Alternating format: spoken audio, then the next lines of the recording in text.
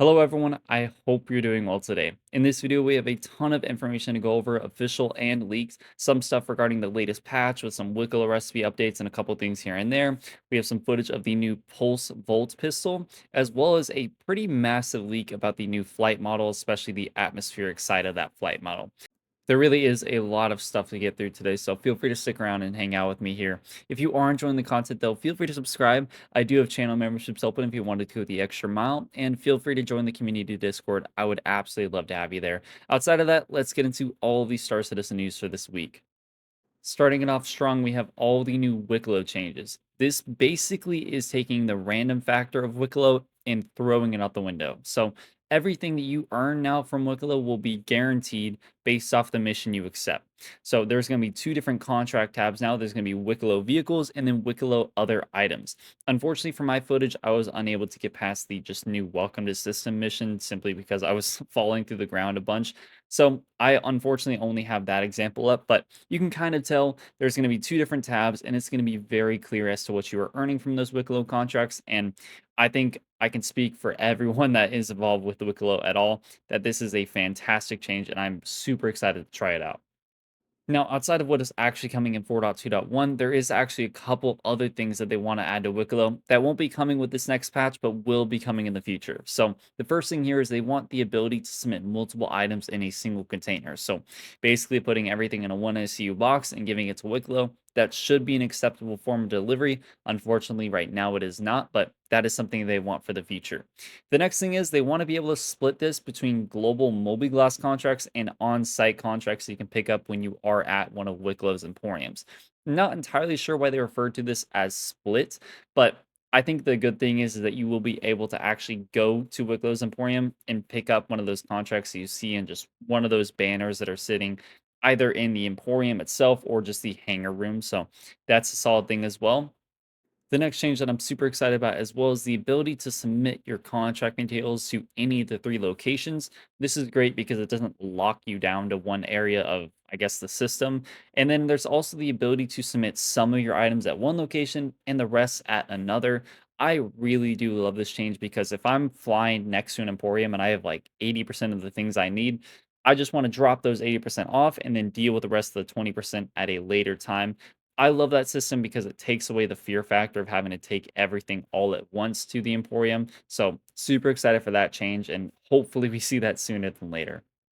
The next change is not the biggest, but it's a solid quality of life thing. Basically, instead of having separate contracts for each favor, basically there's going to be one contract that lets you submit X of Y or X of Z, basically giving you the open-ended possibility of submitting as much as possible and getting that much in return rather than having to do multiple different contracts. I know it's a pain in the ass, so super excited to see that as well.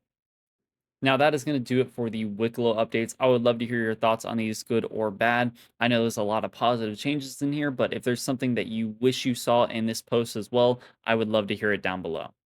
Now, moving on, I'll have some footage in the background, but we do have the new Volt Pulse pistol. This thing is absolutely awesome, in my opinion. I got to try it out in Arena Commander for a few minutes, and I think it was pretty solid.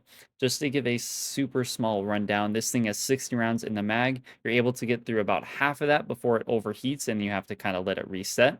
And as we talked about before, the more you fire it, the more the rate of fire increases. So the last couple rounds before it overheats are pretty deadly because they are shooting pretty fast. Outside of that, the model looks really good. I really do love the little UI that is on the gun that shows you it's overheating. Kind of hard to see, but it's just kind of a cool thing here and there. Outside of that, I would love to hear your thoughts on this pistol. I don't really know too much about it when it comes to how it would perform in the PU, but from what I've seen, it is pretty solid and I am looking forward to it. So I would love to hear your thoughts.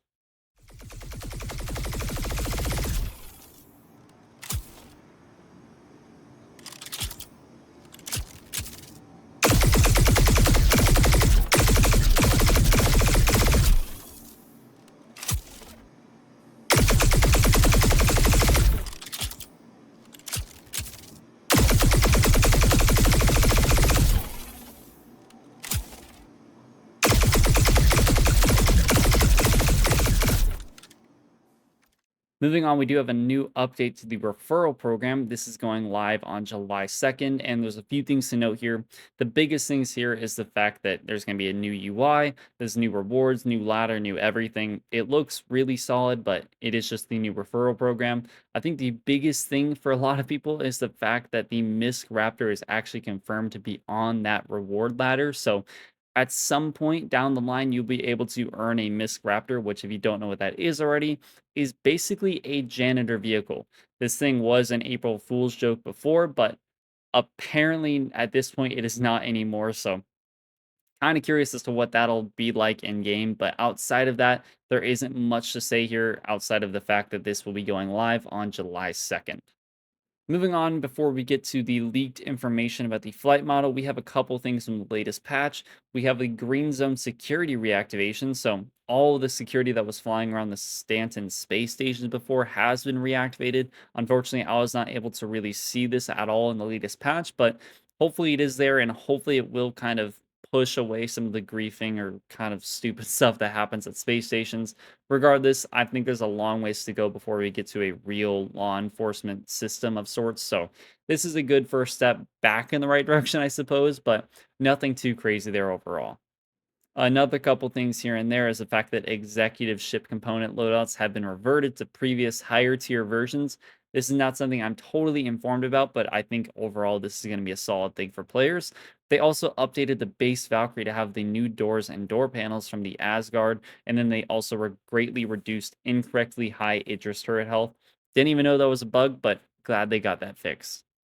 And then the last thing that really is part of 4.2.1 here is the new Strata Armor is in. We do have a leaked screenshot. It's not much of a leak at this point now because we're not in Evo anymore, but there is a little screenshot here of that armor.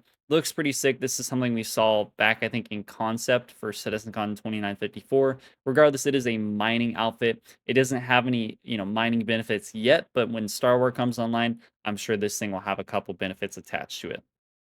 Now, moving on to the leaked flight model stuff, there is a lot here, and it is very weird that we got this last night. But basically, someone was able to get access to a work in progress version of the atmospheric flight model in 4.2.1. Not entirely sure how this is, and it's for sure not coming with this patch, but it does seem like it was in the file. So they were able to access it somehow. And there's a few things that they saw in here. First thing is that you could fire missiles and weapons in nav mode. Just a heads up, nav mode will be disappearing in the future, so take this with a grain of salt. I'm assuming this is referring to having your shields down though. Up and down strafe didn't work at all, possibly a bug or maybe restricted to VTOL mode. And then nav speeds appear to be significantly reduced, meaning you're likely meant to use quantum boosting to go faster or those really fast speeds. Again, nav mode doesn't exist in the future, so not entirely sure what this would be referring to exactly. Engine power management is much more important. A Gladius goes from max afterburner speed of 213 meters a second with a single engine power pip to a max of 267 meters a second at 4 power pips. In general, handling feels much more heavy in atmosphere, and then no difference in behavior if you hover in place right now. I assume that's just because this is not the full model yet and it's very work in progress. I assume, later down the line, once we have control surfaces and this thing is built out, if you hover in place too long, you're going to stall out of the sky, and then you'll have to recover at some point. So, a lot of really cool information there. There was also a post made a couple minutes after that, basically just clarifying a few things, basically saying for 1 pip, no afterburner, it was 213 meters a second. With 4 pips, no afterburner, 267 meters a second. And then 4 pips with afterburner, 272. Nothing massive right there. I mean, that is only a couple meters a second change. So it seems like you should be going a lot slower across the board. And then there was one thing basically saying you're going to fly significantly slower at lower altitudes.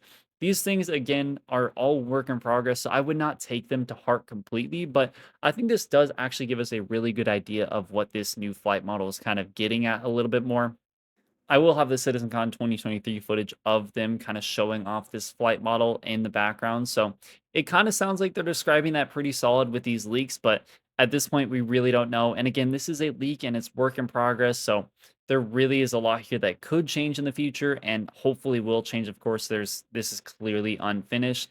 I think one of the big things is the fact that this is actually in the 4.2.1 build, and I think that's pretty insane. That could mean we might see it in a tech test or 4.3 or 4.4 or something like that. I really don't know why it's already in the files, but I think that is good news, meaning we might see it sooner than later. But once again, take this all with a grain of salt. This is just a leak, and even though it is really exciting, I would just not keep your expectations too high. Now, before I let you go today, I did have a question for you. We are about halfway through 2025, a little bit more than half, and we've gotten a ton of monthly patches so far with content and whatnot. Nothing feature like really besides like the dynamic rain and radiation, really. And I was curious, are you enjoying those content patches and would you like to have that for the rest of the year? Or are you kind of missing the features a little bit more? Missing, hearing about the features every couple weeks with ISC and whatnot? Missing having like a big patch to look forward to with a big feature attached to it. I'm curious. Personally, I am leaning a little bit more on the feature side now. Things like base building, crafting, the updated social tools, a lot of these foundational features and systems for 1.0 that are really important. We just haven't gotten a lot of information on outside of like monthly reports. And I really am kind of hoping we get some more updates on those. Not necessarily saying we're going to get them in game. Of course, we have the, EP2, which we should see open up in the very near future, but I would love to kind of get some more information on those features, and I'm curious what you think. I think for the most part, these content patches are great, and they're going to be really great for some of the things we get once we have those features. But again, I would love to hear your opinion on that. Are you enjoying the monthly patches, or would you rather hear a little bit more about features? Maybe have one big feature patch they're working towards the end of the year. Regardless of what your opinion is, I would love to hear it down below. And that really is going to do it for this video. I appreciate you sticking around and watching some really exciting updates, especially with the wikelo stuff. I'm super excited to try that out when it hits live. Outside of that, thank you so much for being here. I hope you have a wonderful day, and I will see you in the next video.